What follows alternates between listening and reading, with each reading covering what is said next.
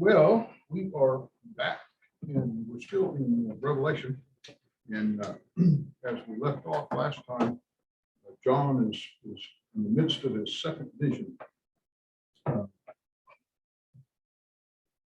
And we opened the fifth seal and we discussed the consequences of opening that seal. His attention went back to heaven and the martyred souls that were beneath the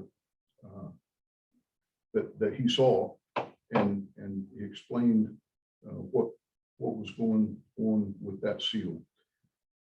So we move on now to the sixth seal, and where John is going to see great catastrophes occurring on the earth. And I guess everybody has seen movies about these types of end of the world events and the world coming apart. But most of that is just people's interpretation. It's not something that we know. We don't get enough details to know exactly how long of a period it covers, how wide of an area it covers. We don't know whether the great earthquake happens around the earth in every continent at the same time, or if it happens over a period of time. So most of what we've seen and heard are just in people's interpretations of John's interpretation. And that's one thing to keep in mind. He's in the midst of heaven. He went to heaven and is looking and seeing this stuff. But is he seeing it in his mind as you would see it with your eyes closed? Or is he seeing it like a big screen TV and he's watching it occur there? Or is he actually seeing an image of the earth as if he was riding with the seven spirits around the earth, seeing the things happen like that? We don't know. He just tells us what he sees. So a lot of this is speculation. Some people call it hyperbole, an exaggeration. He's being shown an exaggerated image, and then he's telling us what he saw. Some people take it as completely symbolic, that it's not actually earthquakes happening. In fact, one commentator I read believe it's an upheaval of all the governments on earth, and he's calling it a great earthquake. Like I said last week, if you're going to interpret it as symbolism, you really should find some corollary references in the Bible somewhere else that would give you that symbolism. The lamb we know is an image of Christ, so that's an obvious symbol, and we have numerous amounts of other references in the Bible where Jesus is referred to as the lamb. So some symbolism is legitimate and useful, and some isn't. The other interpretation is that it is a prophetic of what's going to happen in the future. There really is going to be these catastrophes. They are going to occur, and their consequences will be felt by those still on the earth. So as we go through here, we'll kind of get into that. So we'll start with verse 12 of chapter 6 of Revelation. I looked when he opened the sixth seal, and behold, there was a great earthquake, and the sun became black as sackcloth of hair, and the moon became like blood, and the stars of heaven fell to the earth as a fig tree drops its late figs when it is shaken by a mighty wind. Kind of scary stuff. Is something like that. Does anything like that ever happen? Have we seen things like that that would give us an insight? There's tonight. Yeah. In fact, they're calling it a super blood moon tonight, not just a regular blood moon, but a super blood moon. They just keep making stuff up. It's the nicest way I can say it. Oh my. I've got a footnote. Are you gonna look at Joel chapter 2? You have Joel chapter 2 in your note? Joel, footnote that Schofield has, looks back at Joel chapter 2, verse 10. And verse 10 says, before them, the earthquakes, the heavens tremble, the sun and the moon grow dark, and the stars lose their brightness. That image has already been used as a judgment description that Joel was prophesying upon Israel before they were cast out of the land by the Assyrians or destroyed by the Assyrians. So these images are really old. Yeah. John's not coming up with something new. Well, and Jesus uses them in Matthew, Matthew 24:29. But immediately after the tribulation of those days, the sun will be darkened and the moon will not give its light, and the stars will fall from the sky, and the powers of the heaven will be shaken. And these are indications of severe judgment, repercussions, earth shaking, whether that's physical earth shaking or whether that's human mind shaking is up to interpretation. But I have some examples because this isn't pure speculation. It's a lot of these things came from actual experiences. When a volcano goes off, many times I've been flying before and got it and gotten an alert saying, turn around. Do not fly within 600 miles of southern Alaska, because the earthquake is spewing ash and your engines will ingest it and you'll crash if you keep flying that way. The natural phenomena can be significant and cause many things that look like this.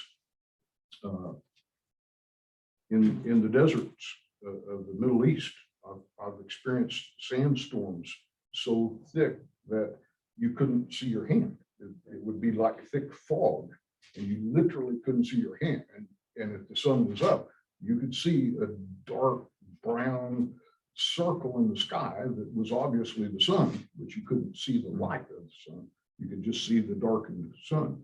If it happened at night, then depending on how thick the dust was, you wouldn't see the moon or it would look red. That's going to happen tonight. So these are all things that humans have seen and experienced on the earth. And whether it's going to happen 100 times over, be 100 times worse than it's ever been at this time, or whether it's just going to be another experience of natural phenomena, we don't know. I do know that there's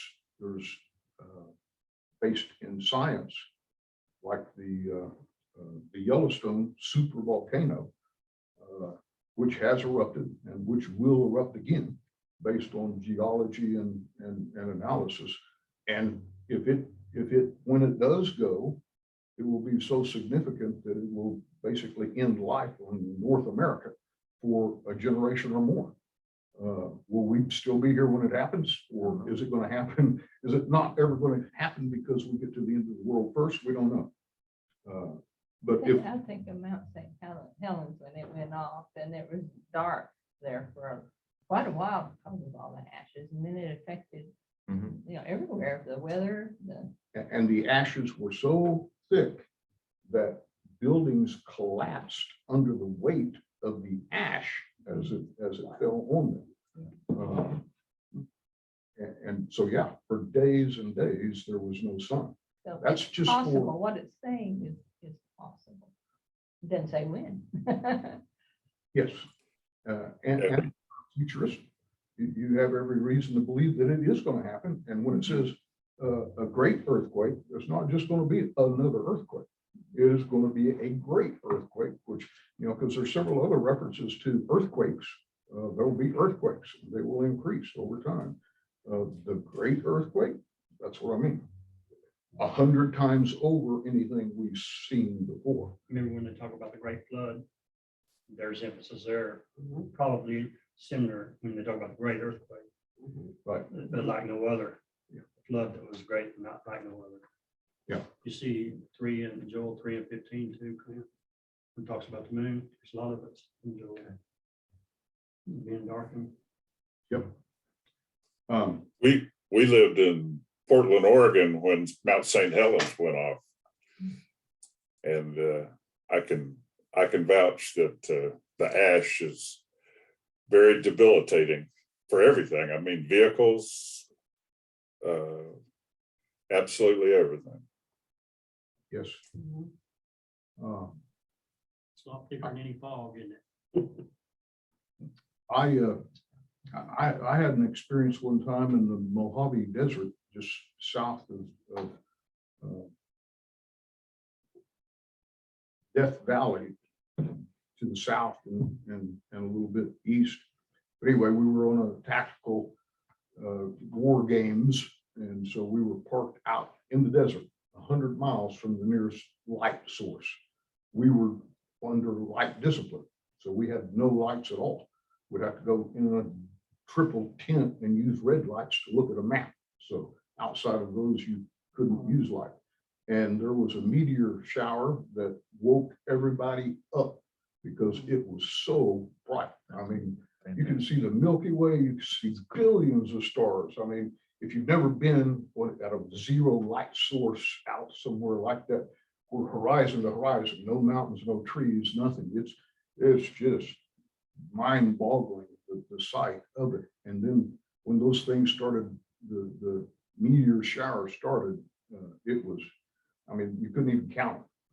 1, 10, 5, 10, 20, 50, 80, 100, 200. And it was like a fireworks show.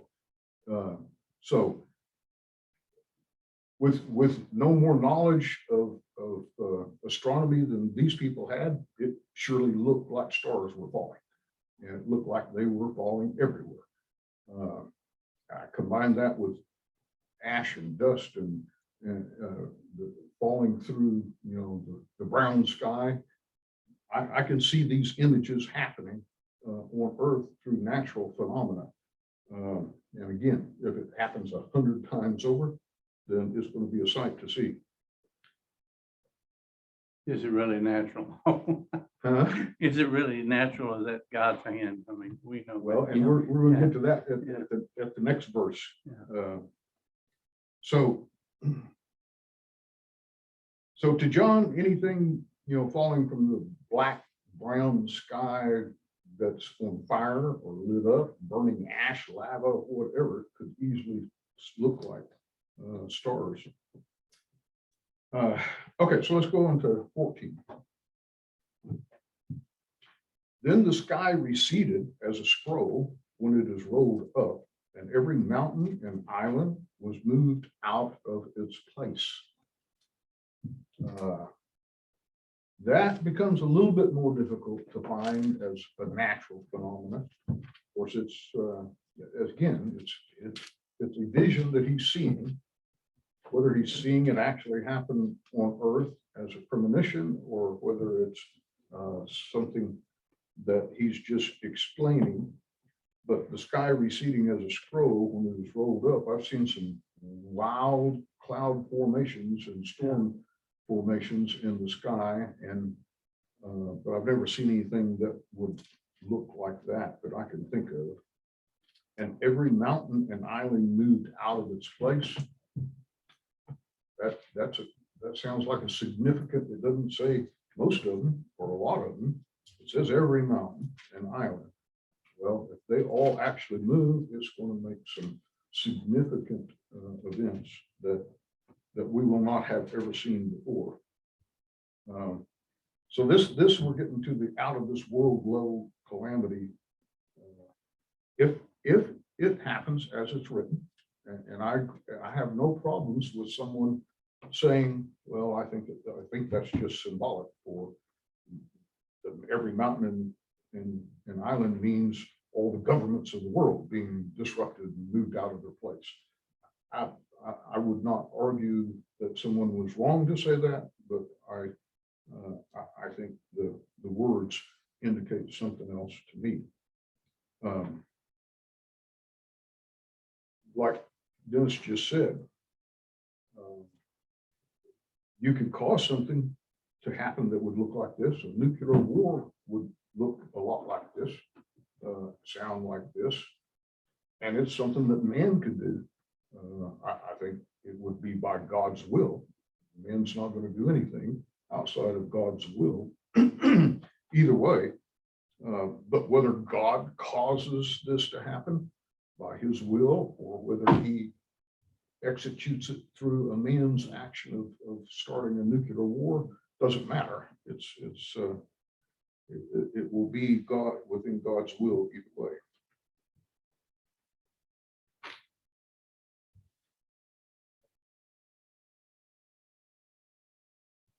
Now, I would ask you, if you did see anything like this, would you have any other thought other than this is the end of the world? This is the end of time.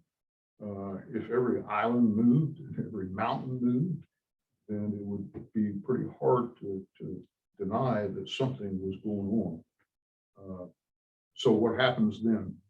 And we find that in verse 15.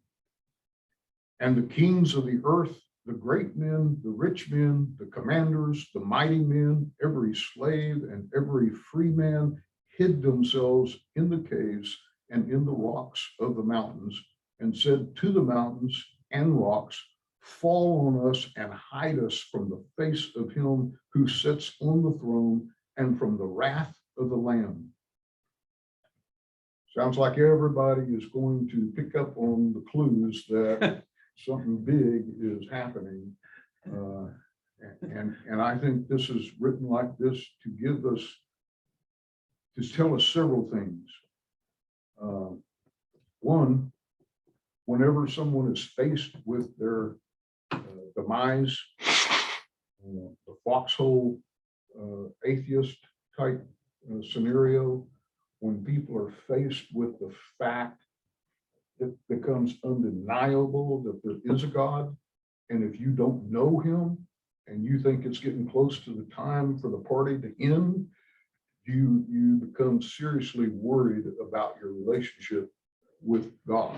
And that's what this is saying, that people are so afraid of God's judgment that that's what they're worried about. The whole world's coming apart, whether it's political or whether it's actual earth, shattering stuff. The fact is that people begin to be afraid of God's judgment more than the mountains falling and the earthquake happening and the sun disappearing. They're more worried about God than they are about the world collapsing around them. I'd rather have the world collapse around him. Yes. Than Yeah. face the Yeah. judgment. Put me out of this, get me out of here. And that is a message that we see throughout the Bible. It's a message we see throughout our lives. What happens when we fear that God is mad at us? When we sin towards God, it causes a separation. It causes us to want to hide. It causes us to want to pull away because we don't want to have to face him. But that's the difference between saved people and unsaved people. We know that if we go to him and face him and repent and apologize and ask for his strength and help to not sin again, just to change our lives and be better, then we know we will be forgiven. We know that those sins have already been paid with us as long as we have our relationship correct with God. Unsaved people don't know that. All they know is the fear. All they know is the dread of having to face him. And when these end of time things happen, however they are presented, people are going to have that dread and that fear. They're going to recognize that we're running out of time right now. And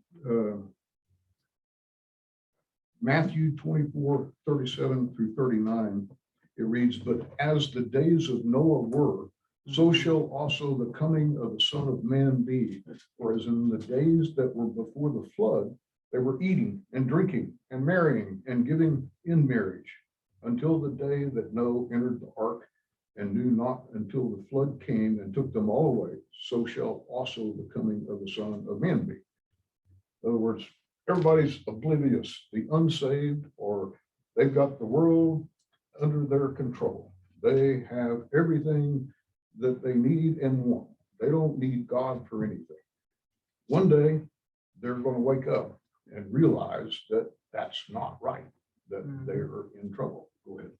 Which ones are taken in judgment? Which ones are taken in judgment Which ones? in that, the days of Noah? The Noah. unrighteous are taken. Right. Right. And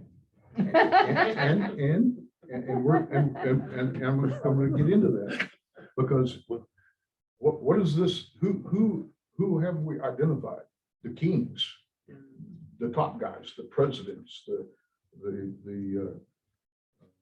The strong and every Dictators. slave and free man. and from the kings to the slaves and everything in between are all dreading and wanting to hide themselves from God's wrath. So where's the saved? This isn't going to be unsaved. I mean, this is going to be unsaved people. So where's the saved people? The judgment's gonna start at the house of God, so I would think we need to do some reckoning ourselves. Well, And I understand what you're saying. I do too. some people use this as another item on the list for the argument that there'll be a rapture before the tribulation. Yeah. Because we don't find the saved people here. It's just the unsaved people that are suffering these last drastic consequences of the earth and are trying to hide. That's the theory supporting the rapture. Or you think that they'll be trying to call on him then, once they see all of that coming down? That Think there'll that- be what? You think they'll be trying to call on the Lord then? Oh, yes. That's what we was Oh, yeah. talking about the other day, about being by faith. Mm-hmm. Whenever he comes, it'll be too late. So perhaps that's where that, Yeah, when we get into chapter 7, it will actually define multitudes of people who become saved during the tribulation. Yeah.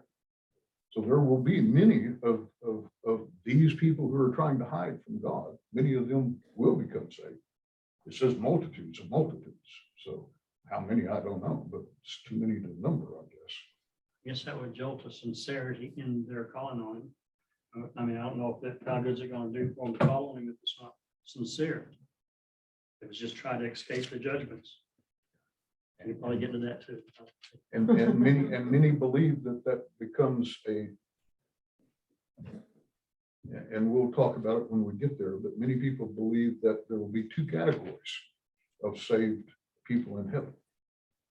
The group that were saved prior to the tribulation, based on faith, and then the group during the tribulation, which ran to God because they saw they were going to die and go to hell if they didn't. So those who didn't do it until the tribulation proved that God was going to end the world, they end up in a slightly different category in heaven, is some people's theory. And like I said, we'll get into that more later. You know, verse 17 in the English Standard Version, it says, "For the great day of their wrath." So I guess I read that to think that those are the people that are running for the caves and that they respond in anger. I don't know. I think that means the wrath that is due them, not the wrath that they possess, but it's wrath that's coming to them. Okay. That's how I read it, Larry. Okay. Which verse? 17. 17. Punishment. Okay. Yeah, but I'm not beyond being able to see what you're saying too. I see that also. There's some men who we have, that's a problem today. Some people, when their life doesn't turn out the way they think it should or think it won't, they get angry at God. Yeah. They don't look in and say, what have I done to cause this? They look at God and say, why did do this to me. Yeah. So I wouldn't Yeah. doubt there'll be some of these people trying to hide under the rocks that will blame God for ending the world and still not turn. Yeah, So not everyone is going to be saved. We know that. There'll yeah, be those who will and those who won't. This past week, I did a funeral for a family member. And I just looked at that situation, and thought, boy, the Lord bless them if he was saved. The Lord blessed him go like that. So I talked to his wife, and I ended up I guess would be better than got the privilege of doing his funeral.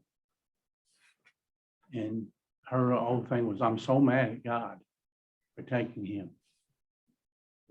And I just, even when we went through all that, I was surprised at how many people said, are you mad at God? And the thought never occurred to me to be mad at God. And I'm amazed at how many people that say they're Christians are mad at God. And when looking back, you can see how God blessed them tremendously. Be able to allow a person of faith especially to go. And I'm just flabbergasted. Of course, my thing to her was, well, tell God he can take it. Tell him that you're mad. Be sure and voice that out. And I'm around a lot of people that go to church all the time, and they're mad at God about something that happened so many years ago. And I guess my mind's too simple. No, I'm with you. I understand that. I think of Jonah. Yeah, I'm mad. I'm mad. So yeah, I see. All Yeah. I can ever think of is, if I got what I deserved, I'd been in hell a long time ago. I can't ever get past that. And I'm not saying I'm holier, and because I know I'm not, and the Lord knows, but I can't get past. I think of it as our human fallen nature, which is quite selfish. So that's what we think of as number one, what we've lost. Yeah. And it's a temptation to blame God, you know. Mhm. So to recognize that it's our flesh and we resist that. Maybe the evidence of how they really believe. And we all feel that way at one time or another in life against God for some reason, which is erroneous, you know. If you connect the dots all the way to the logical end, Mhm. it's another version of the prosperity gospel. In other words, if God works for us, in other words, okay, God, here's the list of the stuff I want today. Try to get them all delivered today, or if at the very least by tomorrow. And then if God doesn't perform to our expectation, then we are disappointed and angry at him for failing to meet his goals towards us. That's not the way God works. We tend to think, I prayed, I gave him a list, I expect him to deliver. Yes. And we. Yeah. It's like whenever I want something and I wanted it to change right there, but he wants you to change that problem. Yeah. Right there. He wants that's you to it, change that's that it. problem. That's been my problem lately. That's it. And that's where I'm coming to recognized it. light, where, you know, even though I don't like what I'm doing, he wants you to step up, and even though you don't think you got these other qualities, Yeah. he'll give you those qualities. Yeah. So,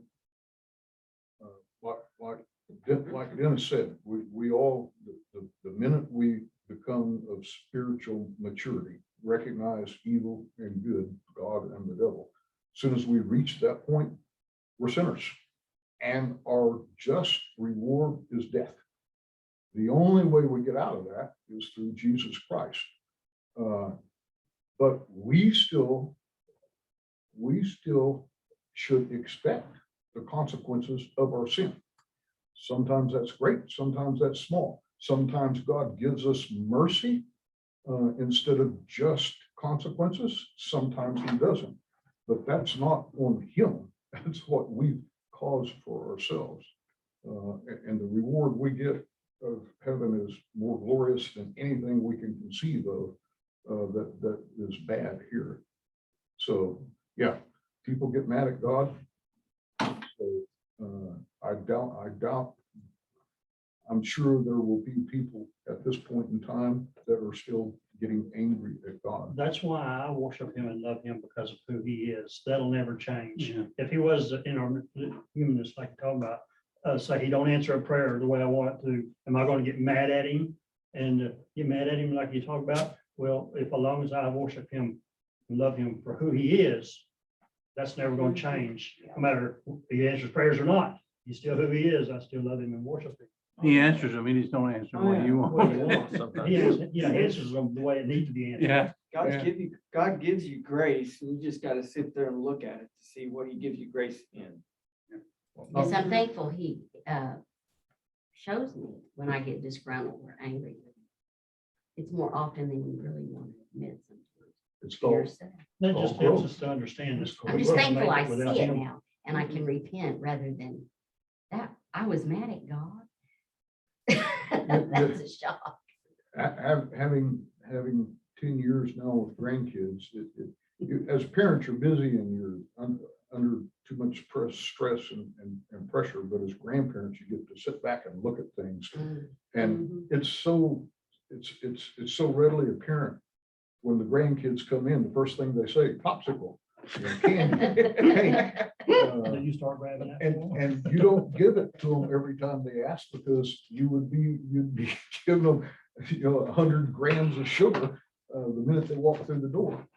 And I noticed that they God. get mad. And exactly, if you don't give them what they They want, get when they want, mad. they get mad. I'll get So, over it. That's right. Promise you that. so when God does not deliver what you ask for, or in some cases demand, it's probably because it would not be good for you. yeah. And what he is going to give you is better for you than what you want. That's the key word. That's the, Yep. that's the key. And it's hard. It's hard. It is. When you're dealing with people you love that are sick or dying or hurting, or when you have a family member that's into drugs and